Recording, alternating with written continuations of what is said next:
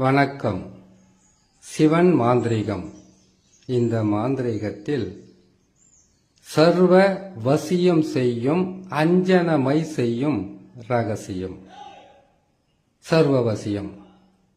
சர்வவசியம்னா அனைத்துமே நமக்கு கட்டுப்பட்டு ஒருவருடைய சொல்படி கேட்டு மற்றவர்களை நடத்தி செல்வதற்குண்டான வசியம் செய்வதுதான் சர்வவசியம். சர்வவசியம்னா அவ்வளவுதானா என்ற கேள்வி வரும். ஒரு குடும்பத்தில் ஆணுக்கு பெண் அடங்காமல், பெண்ணுக்கு ஆண் அடங்காமல், பிள்ளைகளுடைய பேச்சையும் கேட்காம, பெற்றோருடைய பேச்சை பிள்ளைகள் கேட்காம, இல்லை செய்கிற தொழில். இப்போ நீங்கள் ஒரு வியாபாரம் பண்ணுறீங்கன்னாக்கா அந்த வியாபாரத்தில் உங்கள் கூட 2 பேர் 3 பேர் இருக்காங்கன்னு வச்சுக்கோங்க. இல்லை ஒரு தொழில் செய்கிறீங்க, அப்படி இல்லைன்னு கேட்டிங்கன்னா ஒரு பிஸ்னஸ் பண்ணுறீங்க, இல்லை ஆட்களை அதிகமாக வச்சுக்கிட்டு வேலை செய்கிறவங்க ஒரு கம்பெனியாக இருந்தால் கூட சரி. அதில் பல வகையான பிரச்சனைகளை உருவாக்கக்கூடிய மனிதர்கள் இருப்பாங்க. நல்லதுன்னு ஒன்று இருந்தால் கெட்டதுன்னு ஒன்று இருக்கும், நன்மைன்னு ஒன்று இருந்தால் தீமைன்னு ஒன்று இருக்கும். இது மாந்திரிக ரகசியத்தில் சர்வவசிய அஞ்சனமை செய்கிற ஒரு மிகப்பெரிய ஒரு ரகசியம் இருக்கு. இத எப்பவுமே இந்த அஞ்சனமையை பயன்படுத்துறவங்க உடனுக்குடனாக பெண் வசியம் கிடைக்குமா ஆண் வசியம் கிடைக்குமான்னு கேட்டுறக்கூடாது. இது சர்வவசியம் சொல்லலாம், சகல வசியம்னு சொல்லலாம். வசியம் என்றது தனவசியம், அதுக்கப்புறம் குடும்ப வசியம், இதெல்லாம் தனிப்பட்ட முறையில் இதிலேயே சேர்ந்தா கூட ஒரு தொழில் செய்கிறவங்களுக்கு எல்லாமே தன்னுடைய கட்டுப்பாட்டில் இருக்கணுன்ற ஒரு ஆசை இருக்கும். நாம் ஒன்று செய்கிறோம், அது ஒன்று நடக்குது, பிரச்சனை மேல பிரச்சனை வருது, எதிரியா மாறுறாங்க, துரோகிகளா இருக்காங்க, கடுமையான பிரச்சனைகளும் கஷ்டங்களும் வருது. இப்படியெல்லாம் மனக்குறை இருக்குது இல்லையா?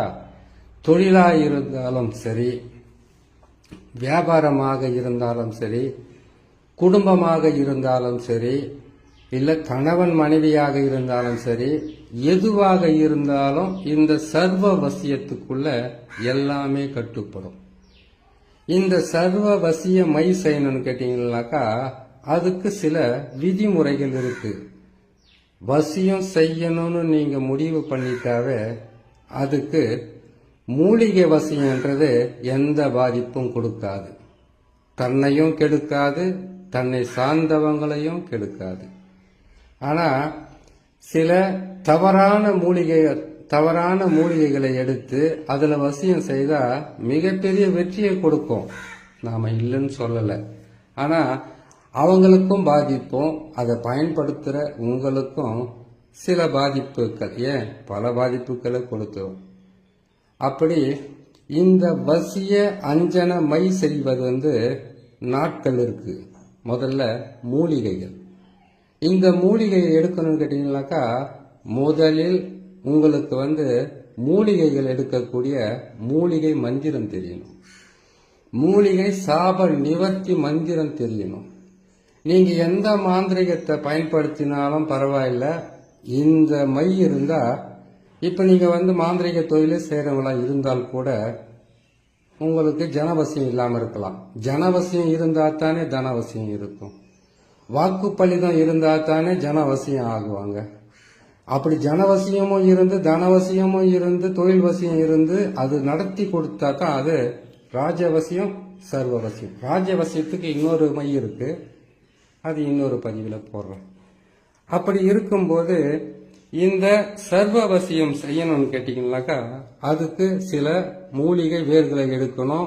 அதுக்கு உண்டான மூலிகை சாப நிவர்த்தி, மந்திர சாப நிவர்த்தி, எந்திர சாப நிவர்த்தி, இதெல்லாம் சொல்லியிருக்கேன் இல்லையா?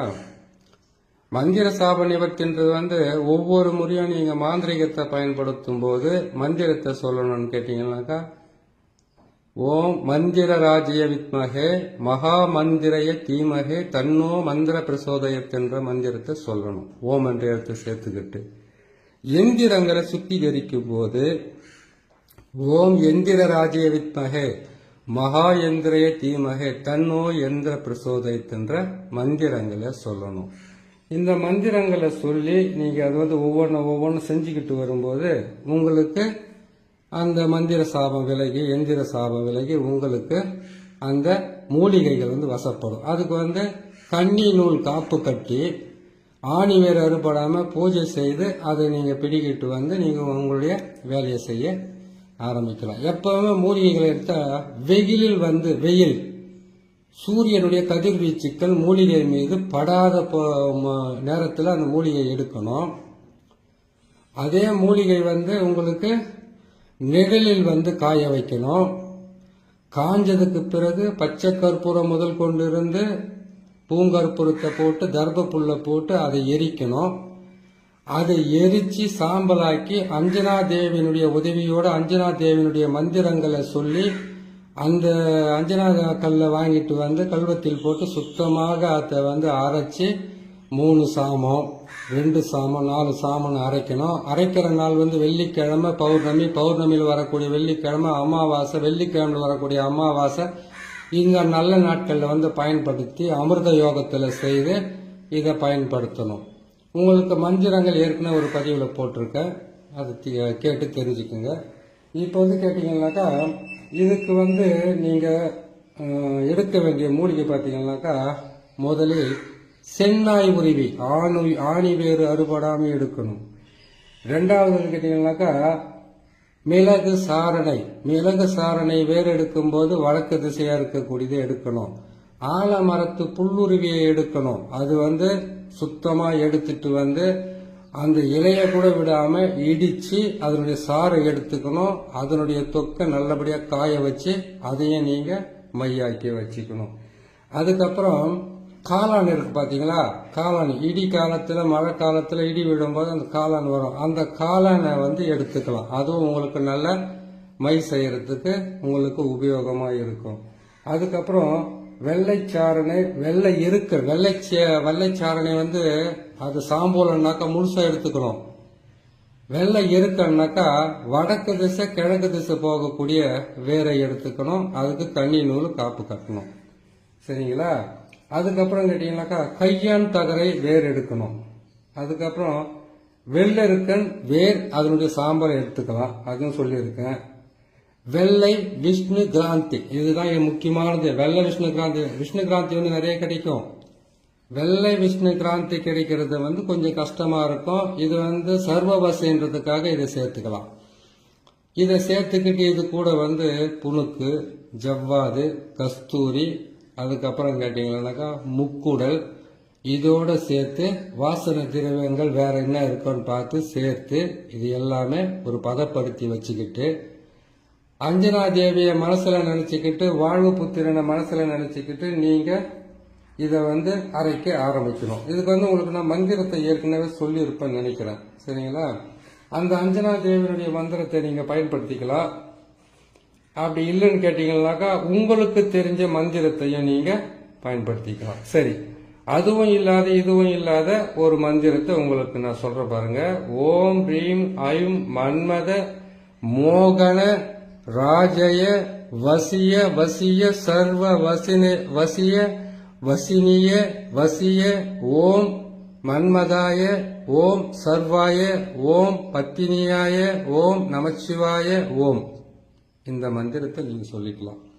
இந்த மந்திரத்தை சொல்லி நீங்க பயன்படுத்தி நீங்க அந்த மைய அரைச்சி இதை பதப்படுத்துற இடம் பாத்தீங்கன்னாக்கா இதுக்கு நீங்க பயன்படுத்தக்கூடிய இடம் அத்தி மரத்தினுடைய அடியில, ஆலமரத்தினுடைய வேர் பகுதியில, நல்ல நம்ம உங்களுடைய குலதெய்வம் இஷ்ட தெய்வம் அந்த இடத்து கோயிலுக்கு அடியில வந்து 48 நாள் புதைச்சி வச்சிருந்து அதுக்கப்புறம் இந்த மைய கொண்டு வந்து இதே மந்திரத்தை நீங்க பயன்படுத்தி உங்களுக்கு தேவையான மைய நீங்க சர்வவசிய மைய நீங்களும் பயன்படுத்திக்கலாம். ஆனா இந்த புருவத்தில் தான் வைக்கணும்.